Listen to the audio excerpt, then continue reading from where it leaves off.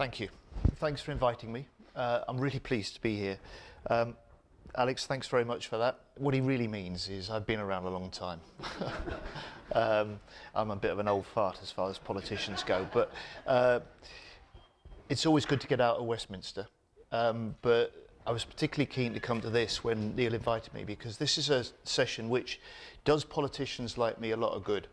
You know, our job's to debate policy, it's to pass legislation, and too often we don't get enough opportunities to hear what things are like on the front line from the people who are trying to make the services and support work, or from those who are often needing and receiving some of those services and then part of trying to improve them as well. And so, to be quite honest, you'd probably learn more from Alex Bax than you will from me. So I'll try and make a contribution which sets a bit of a context for the discussion I hope we can have. And this is a great little audience, tight in the room, quite hot, but we've got a real spread of people. Katrina's from the health service in Yarmouth, Dave's from local authority in North East Links, Claire's from Oxfordshire and the charity sector, and that's a sort of good mix before we even get to Maeve and to Paul as well. So it's a particularly good opportunity, and I'm welcome being part of the discussion we're going to have. The timing of it couldn't be better, Alex, as you say, right on the eve of the implementation of the Homelessness Reduction Act. And this is a piece of legislation that from the start has had all party support. I lead for Labour nationally on housing and planning. We backed it from the start with two conditions. First, that the government would fund fully the new duties that it was putting, especially on local authorities, and it has not, as far as anyone so far has told me. You may tell me different. And secondly, that it also recognised that you can't legislate to end homelessness.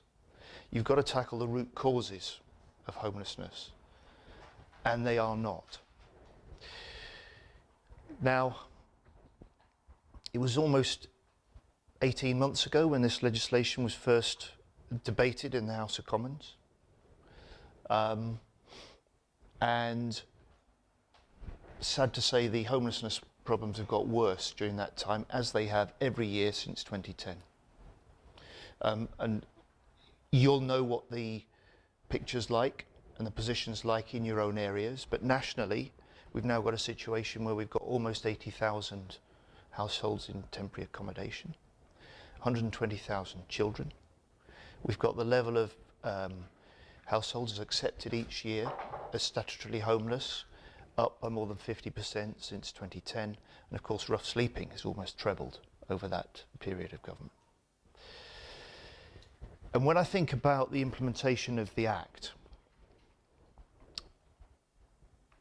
the picture may be different in different areas, the pressure probably is different in different areas, but it remains most acute in London. And having a look at some of the figures the other day for London about what people are trying, like you are trying to deliver, it sort of tells a story to me, which I'd be interested to check out with you. And it's this. In London, we've seen over the last 7 years, the number of people who are accepted as homeless with a duty to house up by over 50% across London over that period. But over that period, interestingly, we've seen the number that local authorities together across London are helping with relief and prevention actually fall a bit.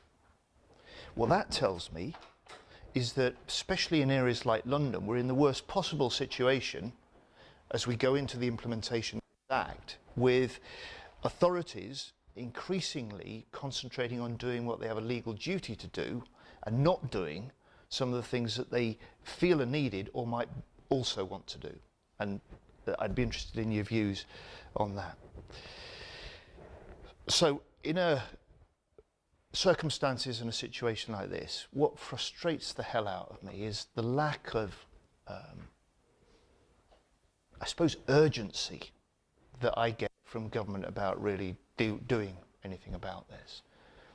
The lack of ambition, I think, is shameful for all of us. You know, when you've got a government saying we're going to end rough sleeping in this country, but not for 10 years, and now what we'll do over the next 5 years is halve rough sleeping, so that by 2022 it's still higher than it was in 2010, you know, we're falling well short of what's needed. And when I talk about tackling the root causes of homelessness, I don't just mean some of the things that you will encounter day in, day out and try and help, from mental or marital breakdown, from people's tenancies ending and them being evicted, for people losing their job and not being able to keep up the payments, and the variety of personal circumstances that often lead to the homelessness risk or the homelessness. I mean, because I'm a politician, this is my job, I mean the root causes that I think you can trace for the relentlessly and rapidly rising level of homelessness to some of the decisions that have been taken in recent years by government. 13 cuts to housing benefit since 2010. Breaking the link between the local housing allowance and the rise in rents. Are we okay for the power here? Do you just want me to carry on? So apologies if anybody's sort of watching in from remotely and we've lost them. So big changes to the social security system. Part of the root causes of why we've got a rising problem now. A failure to step in and regulate the private rented market to give renters better security, when the biggest cause of homelessness now is a failure of private rents. A 45% cut in the special programme of funding supporting people over this period. And of course, you can't help the homeless in the end unless you build the homes, and you've got the homes, and axing entirely, probably the first government since the Second World War that has axed entirely central government support for building new general needs affordable social rented homes. So those are the root causes in policy terms why we've got this rapidly rising homelessness. This is the context into which the Homelessness Reduction Act is being introduced. Something I say we support.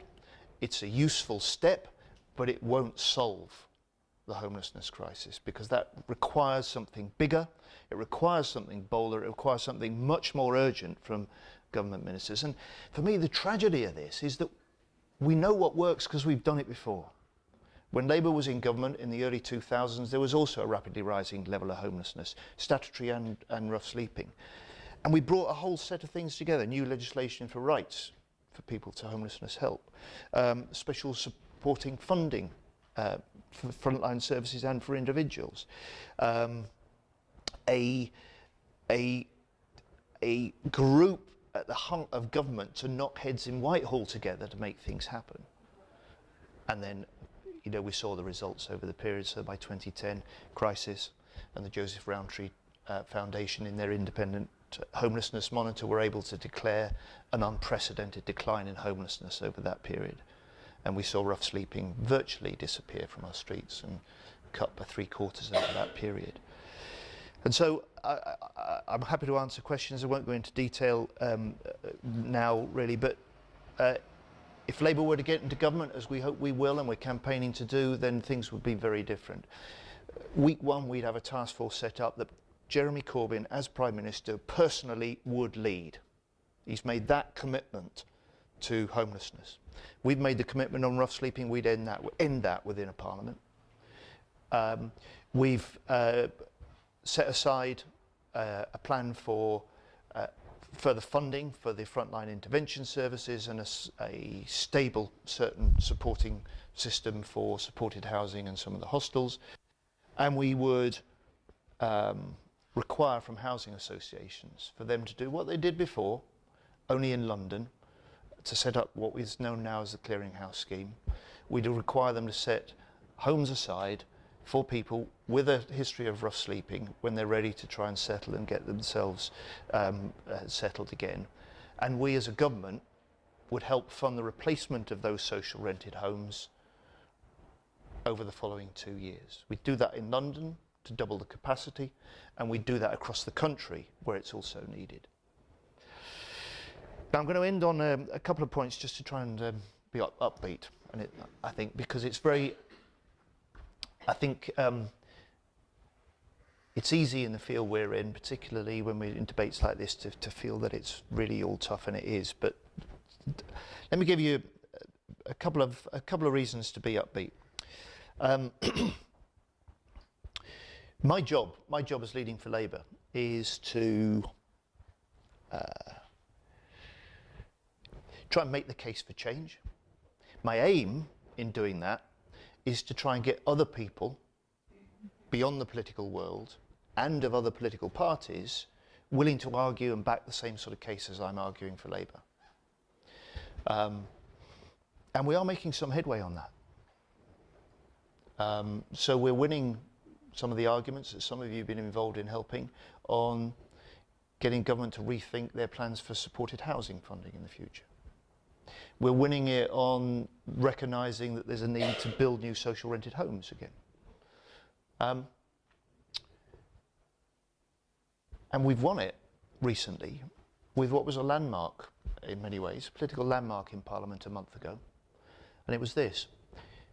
We had Conservative ministers backing a Labour bill to give tenants a right to be able to take their landlord to court themselves without need to go to a local authority for enforcement if they're not willing to keep their home and maintain the home up to a level which is fit for human habitation. Now in this day and age that shouldn't be necessary, but it is.